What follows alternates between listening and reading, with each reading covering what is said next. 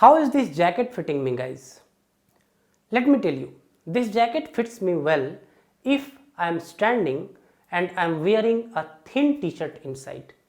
The reason for that is when I was buying this jacket, I went to the trial room and I was wearing a thin t-shirt inside and I tried this jacket standing. It fitted me well. But let me tell you, if I drive my bike using this jacket, it is not very comfortable. When I go and sit on the chair to work, this jacket is not very comfortable. If I take a denim shirt and wear it inside, which is a little thick, then also this jacket is not very comfortable. So what is happening here is this jacket is overfitting a particular scenario. Scenario means I am standing and I am wearing something thin inside. If I change that scenario a little bit, for example sitting, for example driving, then this jacket does not do good. That is exactly what is model overfitting. In this case, this jacket is the model, this t-shirt and me standing is the training data where the jacket is overfitting, and any new scenario, for example driving, for example sitting on the chair, or a new shirt which is thick, is the test data or prediction data on which the jacket is not doing good. Welcome to Unfold Data Science. My name is Aman and I am a data scientist. In this video, I am going to explain you every bit of model overfitting. The reason for that is many of you are not able to answer the model overfitting in the nice way when I am talking to you on different platforms. I have seen that many candidates are confused on these basic concepts. So let us break it in part by part and try to understand what causes model overfitting, what is the remedy for model overfitting, and how do you determine what is overfitting for your model. Let us start one by one. First thing is what causes model overfitting. There are two things mainly, guys: data and model. What is machine learning again? Machine learning is nothing but learning pattern from your data. So there is the data, we want to learn the pattern of the data, just the pattern, not anything else, okay? But there is something else also in the data. What is that something? That is called noise. What is noise? Let me give you an example. Let's say my job is to build a machine learning model which will help to predict the height of a student based on the weight of the students. Okay, so I have like 10 schools around me. I go and capture the data of those 10 schools and I try to build a machine learning model. Out of those 10 schools, let us say in one school, people are very much into athletics, people are very much into sports, so their fitness level is more than others, which means their height is little on higher side as compared to the mass. Now imagine I take the data of that school only and train the model. There is a generic pattern. Generic pattern means relation between height and weight, that is already there, but there is some noise in the data because it's taken from that school which is good in sports, right? If I train my model on that data only, what will happen? The noise will also get captured and model will try to learn the noise as well. Now when I generalize this model on other school, then model will not do good. Why? Because your model is overfitting. If it is learning the noise, it should learn the pattern which can be used on other schools as well. That is about how your model tries to overlearn the data, or you can say memorize the data. What kind of model do this? This is on the data side. What kind of model do this? I am sure you would have heard of something known as parametric and non-parametric model.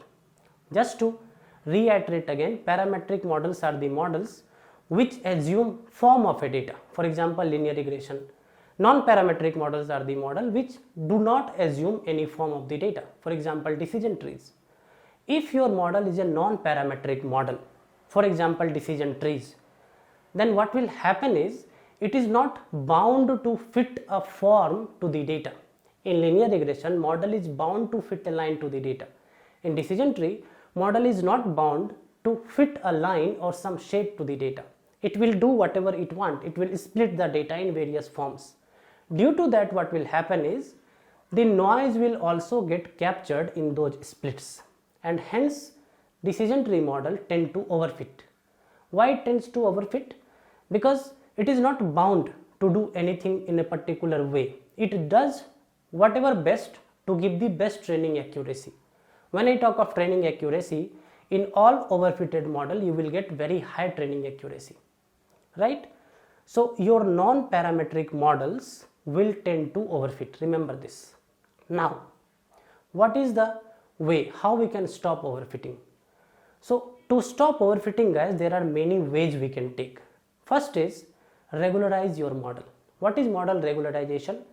You would have heard of something known as lasso regression and ridge regression, where we try to control the coefficients of the model. Second, you would have heard of something known as dropout layer in the neural network. What we do, we just try to drop some of the layers in the neural network. We just do not want model to overlearn the data. Next is in decision tree, you would have heard of something known as tree pruning. Pruning is what? We do not want tree to grow beyond a level, because we are thinking that if we allow tree to grow at whatever level it want to, then it will overfit. So we cut the tree in between. That is one way, regularization in many ways, to control overfitting. What is the other way? I have created a detailed video on ensemble techniques, guys. I am pasting the link here. Ensemble technique is the very good effective way to control model overfitting. You can watch this playlist and you will know in detail how ensembling works and what is the benefit of ensembling. The third technique to control model overfitting is n-fold cross validation. Cross validation I have explained in one of my video. You can see the link right here. Just understand cross validation if you have any doubts on cross validation here. That is also another technique to control model overfitting. Next is, there might be some features in your model that tend to make your model overfit. For example, there might be a variable in the data which is very highly correlated with your target, and in that particular data which you are using for the training, this particular column is making your model overfit. So if you remove this column, maybe your model will not overfit. Next is, if I know my model is overfitting. How do you know your model is overfitting? Simple. Your model will do good on training data. Your model will not do good on the test data or unseen data, new data. Like this example. I am standing wearing this t-shirt, I am comfortable. I go and drive a bike, I am not comfortable. Simple. So if that happens, then what you can do is you can add more data in your training data. If possible, you can change your training data. If possible, you can shuffle your data. That is what happens in cross validation, right? These are some of the techniques using which you can control your model overfitting. What is the intention here, guys? The intention is to get a model which can be generalized on many data. For example, I should be able to wear this jacket while driving comfortably, while sitting comfortably. The school example I gave you. The school model should be trained in such a way that same model can be used for prediction on other schools. Okay. So this is about model overfitting. I am sure you would have understood what is model overfitting, what causes model overfitting, and how do we control model overfitting. Now I have a question for you guys. Out of bias and variance, what do you think will be more for a overfitted model? Will it have high bias or high variance? Will it have low bias or low variance? Write me in comment so that I get to understand your understanding of overfitting, right? Write me in comment if you have any other questions. I'll see you all in the next video, guys. Till then, wherever you are, stay safe and take care.